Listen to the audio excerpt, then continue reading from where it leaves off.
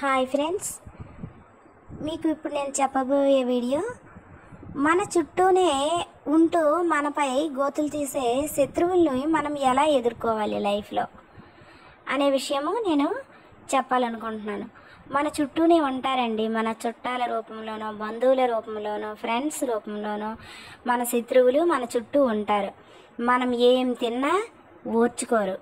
మనం కడుపు నిండా భోజనం తిన్నా ఓర్చుకోలేరు. మనం మంచి బట్టలు కట్టుకున్నా ఓర్చుకోలేరు. అలాగే మనము సంతోషంగా నవ్వినా కూడా ఓర్చుకోలేని చుట్టాలు, బంధువులు, ఫ్రెండ్స్ ఉంటారండి.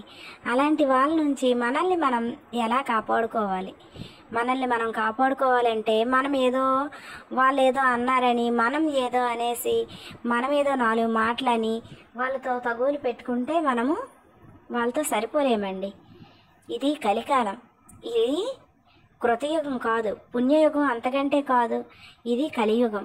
కలియుగంలో ధర్మము ఒకే ఒక పాదం మీద నడుస్తుంది.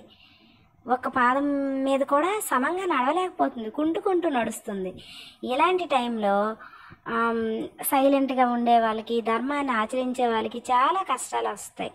కలిపురుషుడు చాలా కష్టాలు, నష్టాలు కలుగు చేస్తాడు. మన చుట్టూ నెగిటివ్ శక్తులు అంటే పాజిటివ్ ఎనర్జీ కాకుండా నకారాత్మక శక్తులు అంటారు, అవి చుట్టూ కూడా కాచుకొని కూర్చుంటాయి. ఎప్పుడు మనల్ని కష్టాల పాలు చేద్దామా, మనం చేసే మంచి పనులను భగ్నం కలిగిద్దామా అని మనకి ఎప్పుడు కూడా పరీక్షలు ఎదురవుతూ ఉంటాయి. చాలామంది అంటుంటారు, దేవుడిని పూజిస్తే కష్టాలు వస్తాయి, దేవుడు చూడడు, దేవుడిని నమ్ముకునే వాళ్ళకే కష్టాలు అని అంటారు. అది తప్పు, అబద్ధం. భగవంతుడిని నమ్ముకునేవాడు ఎప్పుడు కూడా చెడిపోడు. కాకపోతే ఈ కష్టాలను మనకి ఎవరు కలుగు చేస్తారు? మన చుట్టూ ఉండే ఈ నెగిటివ్ ఫోర్సెస్ అనేది మనకి కష్టాలను కలుగు చేస్తాయి. వీటిని ఓర్చుకొని ఈ పరీక్షల్లో మనం నెగ్గి మనం ఎప్పుడైతే నిలబడతామో అప్పుడు మనకి ప్రతిఫలం, మంచి ఫలం మనకి దక్కుతుంది.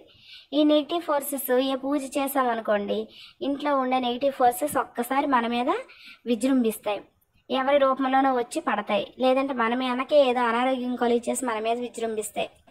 అలాంటప్పుడు మనం ఈ పూజలు చేస్తున్న వాళ్ళకి ఈ బాధలని పూజలు ఆపకూడదు. పూజలు ఇంకా ఎక్కువ తరం చేస్తే కొన్నాళ్ళకి ఆ నెగిటివ్ ఫోర్సెస్ సద్దుమణిపోయి ఇంట్లో ప్రశాంతత వెల్లివిరుస్తుంది. అయితే మన చుట్టూ ఉండే ఈ శత్రువుల్ని మనం ఏ విధంగా వారి బారి నుంచి మనం రక్షించుకోవాలంటే లలితా సహస్రనామాలు చదవాలండి. లలితా సహస్రనామాలు రెగ్యులర్గా ఏ ఇంట్లో మారు మ్రోగుతాయో ఆ ఇంటిలో ఎటువంటి బాధలు ఉండవు. మన లైఫ్లో వచ్చే ప్రతి సమస్యకి కూడా సొల్యూషన్ లలితా సహస్రనామాల్లో ఉంటుంది.